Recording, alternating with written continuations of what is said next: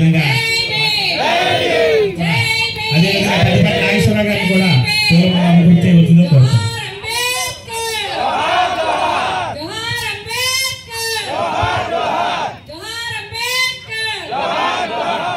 జై భీమ్.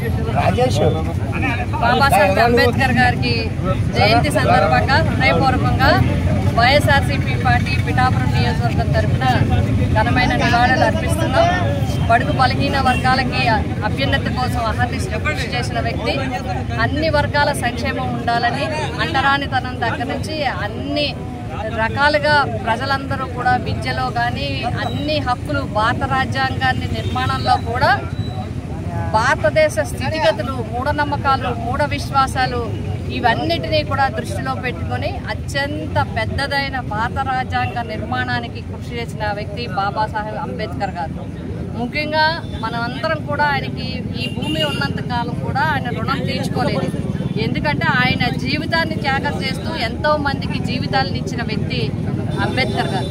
మరి విద్య విషయంలో కానీ అందరూ కూడా సమైక్యంగా ఉండాలి, చర్చించుకోవాలి, పోరాడాలి అని చెప్పి ఆనాటి స్థితిగతుల నుంచి అందరూ కూడా అధిగమించడానికి ఈరోజు 75 సంవత్సరాలు దాటిన స్వతంత్ర భారతదేశంలో కూడా ఇన్ని రకాల ఇబ్బందులు ఉన్నప్పటికీ కూడా, ఆర్థిక పరిస్థితులు ఉన్నప్పటికీ కూడా భారతదేశం ఇంత ముందుకు వెళ్ళడానికి కానీ భారతదేశంలో నిమ్న జాతులు, అట్టడుగు వర్గాలు, బలహీన వర్గాలు, మహిళలు అందరూ కూడా మరి ఈ అన్ని విషయాల్లో భాగస్వామ్యం కావడానికి కారకులైన ముఖ్య వ్యక్తుల్లో బాబాసాహెబ్ అంబేద్కర్ గారు కూడా ముఖ్య వ్యక్తి.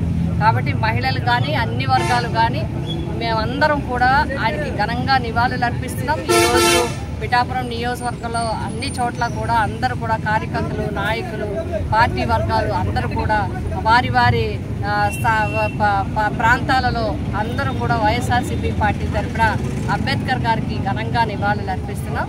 మేమందరం కూడా ముఖ్యంగా మహిళలకి ఏ విధంగా అయితే వెనుకబడిన వర్గాలు, అట్టడుగు వర్గాలు ఉన్నారో మహిళలు కూడా ఈరోజు అన్ని రంగాలలో కూడా ముందుకు రాగలుగుతున్నారంటే బాబా గారు ఇచ్చిన చేయూత, అంబేద్కర్ గారు ఇచ్చిన ప్రోత్సాహం, అంబేద్కర్ గారు ఇచ్చిన మార్గదర్శనాన్ని వారికి మరొక్కసారి మా అందరి తరఫున ఘనంగా మరి ఆయనకి జోహార్లు, నివాళులు అర్పిస్తూ ఈ జయంతి సందర్భంగా ఇక్కడ పిఠాపురం నియోజకవర్గంలో ఈ అంబేద్కర్ గారి సెంటర్లో మరి ఈ యంగ్ మెన్స్ కమిటీ కూడా చాలా ఉత్సాహంగా ఎప్పుడు కూడా సాంప్రదాయంగా మొట్టమొదటి దండను వేసి చేస్తుంటారు.